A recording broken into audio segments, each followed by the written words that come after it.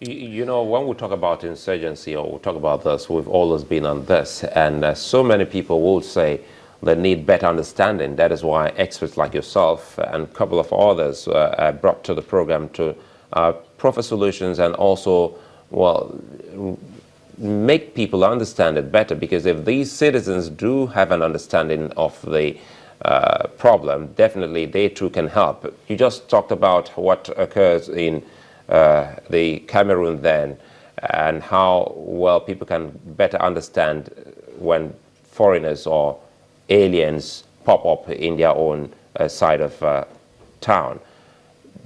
The porosity of our border, which you highlighted earlier on, there are parts of our borders that can be manned. What do you think we're doing at the moment in those places that can be manned by personnel? Have we taken to account the number of men, personnel, and even equipment that we can deploy to such borders? Well, the country is large, I agreed, but also it's our resources. We can only sleep in Lagos, in Abuja, when the borders, towns and villages are secured. So for us, we believe sincerely that if the government is ready and willing, it can afford to police these communities, make them to belong to their society. Let there be that sense of belonging. Get them, if the Cameroonians, if the Chadians, Nigerians can do this for their own communities, why are we finding it difficult to do? Yet these people are all of the same tribes, they speak the same language, yet when you cross over, it disappears immediately. They treat you as a foreigner. So we can do the same, but we need that sense of patriotism. It is seriously lacking in us.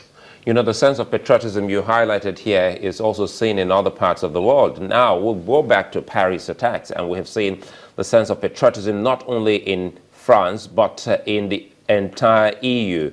And we have seen how they have been able to collaborate and pull resources together to get to the bottom of some of this, and they're still on it. Have we been able to do same in terms of collaborating with other countries and even the AU and maybe ECOWAS, the regional body? Well, for me, ECOWAS today, or talk about our immediate neighbors today as regards the fight against the Boko Haram, they came in now by force because they've realized that without a collaborative effort, they cannot also be secured. Don't forget that at the early stages of this campaign, almost every pin that was taken out of this country ended up in the Chadian market. And nobody complained. But when these people started extending their violence to them, they realized that it was important to belt up and come in to support us. It's the same thing with Cameroon. We kept on getting the same reports. Cameroonians they were completely indifferent to what was happening. Even till today, if not for them to cross over to their territories, they wouldn't want to bother themselves about you. But now that this thing has spilled over to their end, they are finding it difficult now to keep quiet, and that is the essence of their assistance or cooperation. It is not a willingness to assist us to solve the problem.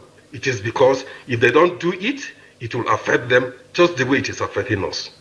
Maybe, would you then say that is a product of how we handle our situation? That's what will determine how the other person helps us. Let's look at staying with the border issue. Now, besides physically manning the borders, what else can we do? Can we can we build walls? Some will say the borders are too wide. We have a very wide borderline. Are they been defined? Say? Are the borders defined? I know the Chad Basin today, there are some tribesmen there, the Bundawa people, who believe that they do not belong to any country and nobody controls them. And they behave just like animals in that Chad Basin. And they don't believe they are answerable to any country. And they have been there for ages. So how do you now sit down to say you want to fence off the borders? It's not possible for us. But what I think is possible is if the government goes closer to the people and the people have that sense of belonging, they'll be forced to protect what is theirs. But for now, there is nothing of that nature. So if we're having an issue with the government going close to the people, we're having an issue of a tribe that believes they do not belong to anybody, yet we still have to man our borders. We still have to, as you said, define these borders.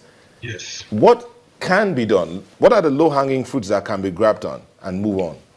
Well, the first and foremost is that we must improve both our air patrol surveillance. We must improve our electronic computerized system of monitoring. It's pretty expensive, but it is easy for us because we can talk of having satellites here and there. And then let the Defense Intelligence Agency live up to its expectations. This is not the era of entirely human intelligence. Human intelligence is okay, but the limitations are enormous. We should go for something that will give us our immediate desired results. And we can do that. But the federal government needs to fund these people to achieve the desired results. Captain Adoba, let me look at the institutions you've talked about here. The Defense Intelligence Agency. There are different agencies we have in the country. Now, in Nigeria, the average Nigerian who's listening to you will be wondering, hello, are you telling me for all the years these agencies have existed, they've not been able to pull up data enough to help protect our country? What have the agencies been doing? All the funding that has gone to them, what have they been able to do with it? Well, it will be interesting for you to know that the greatest problem that confronts all intelligence networking is issue of rivalry.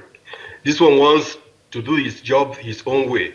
Even when he has obvious information, to pass it across becomes a difficult thing. It is not only within the Nigerian setup. It happened in the US. You saw what happened during the 9/11. But the truth is that, yes, we have the DSS. The DSS has this primary role. But do they do their job? Are they forthcoming? We're not just talking of only escorting executives. We're talking of really preempting acts of sabotage all over the society. You discover that over 95% of the Boko Haram terrorists that have been arrested so far have been done by the civilian JTF.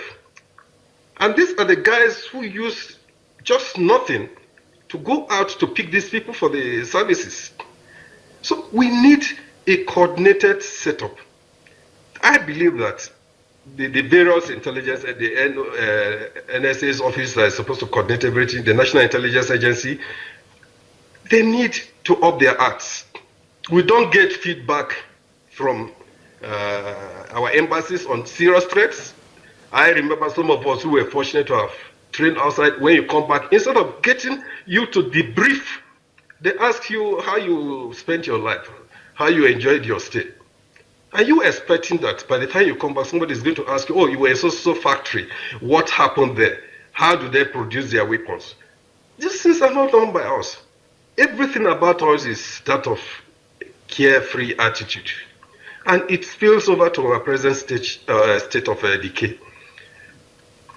From what we've gathered from you, it would seem as if you're saying that the intelligence officers in the country are fantastic, but we should move beyond human intelligence into a more technological advance-driven intelligence. Is that what you're saying? Absolutely. And you say the government should move into procuring some of these equipment as fast as we can. As fast as we can, and also to ensure that the border communities have that sense of belonging. If they don't, no matter what you get, you can't get back to that end to get your results. Captain Sunday Aduba, would like to thank you so much for speaking with us here on Sunrise Daily. Thank you. For Sunrise Daily takes a moment. We'll return shortly to look at the same matter from another perspective on security. Stay with us.